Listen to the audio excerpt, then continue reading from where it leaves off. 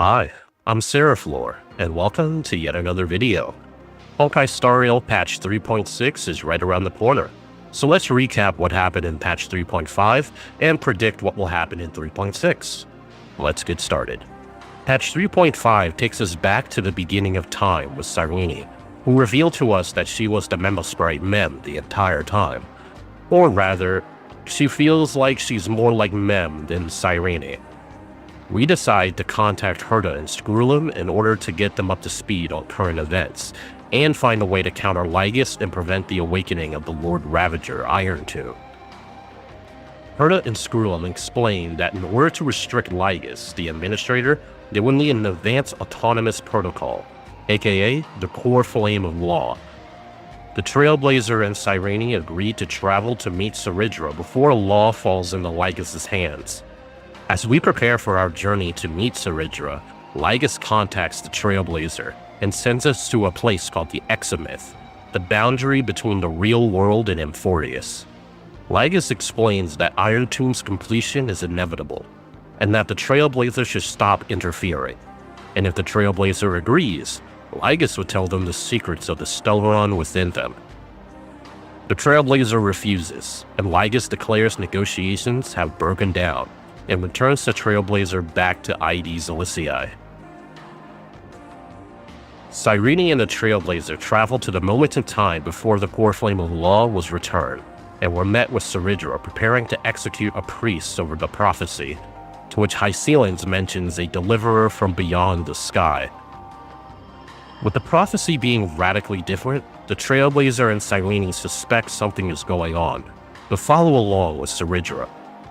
They meet the tribute of this timeline, and are told about the prophecy or an escape that stated the deliverer will appear from beyond the sky to guide Amphorius to the true starry skies, and our arrival was proof of that prophecy.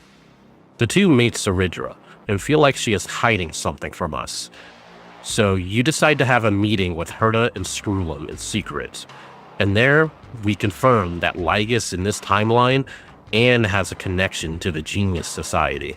In order to unmask Lygus and discover the connection between him and Saridra, both the Trailblazer and Cyrene agree to attend a banquet.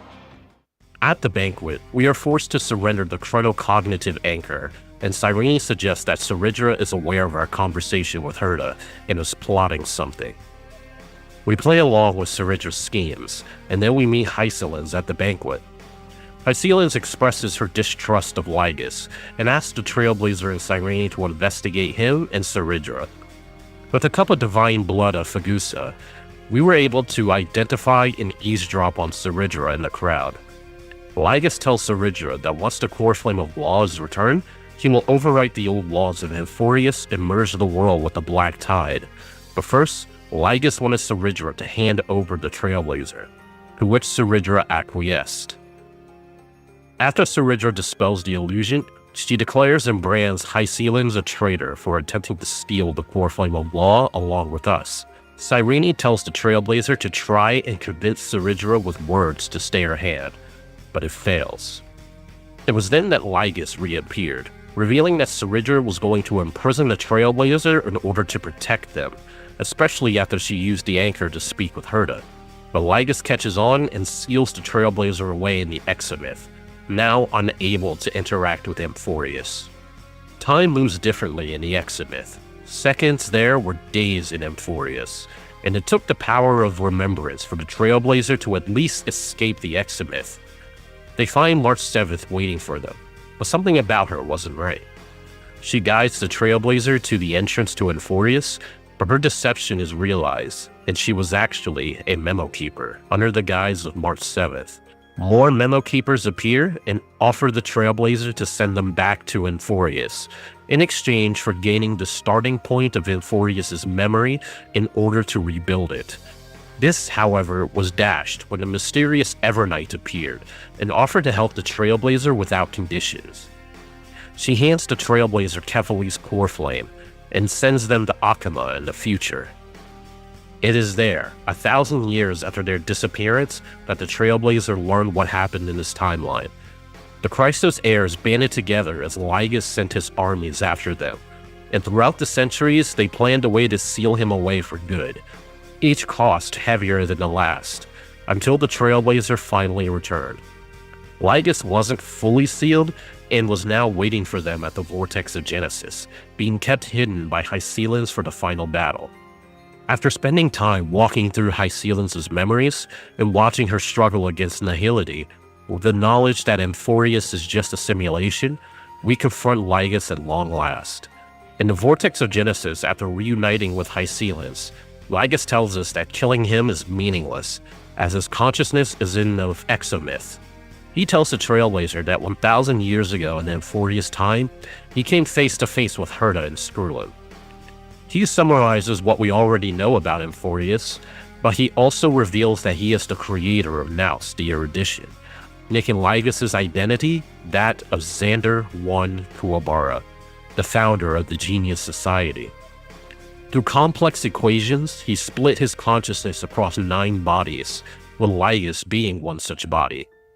All of this is for Xander I to achieve his true goal, destroying the erudition and allowing true knowledge and freedom in the universe.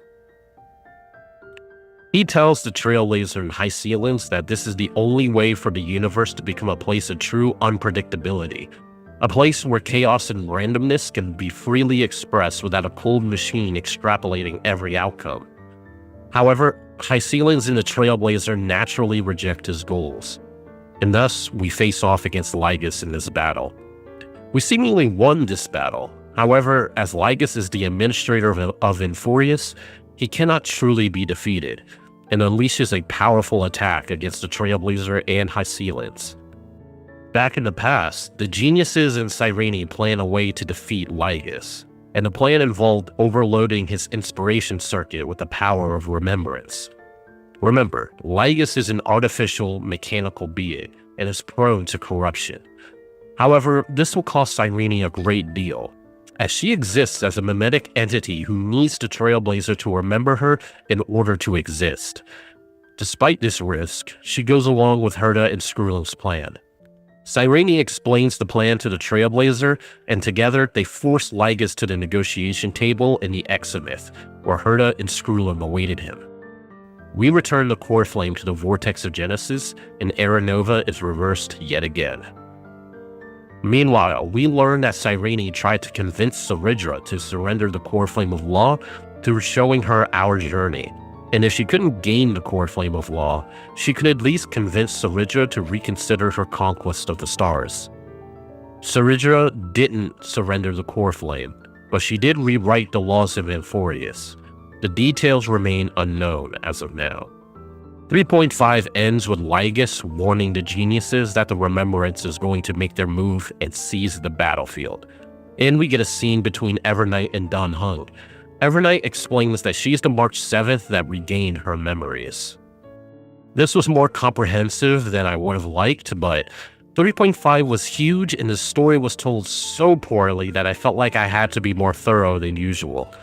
Patch 3.6 seems more interesting because we'll have familiar characters in Dan Heng and Evernight, as well as Sunday appearing as well. Will he be on Amphorius to help us, or is this a red herring? We'll have to see and find out. Thanks for watching.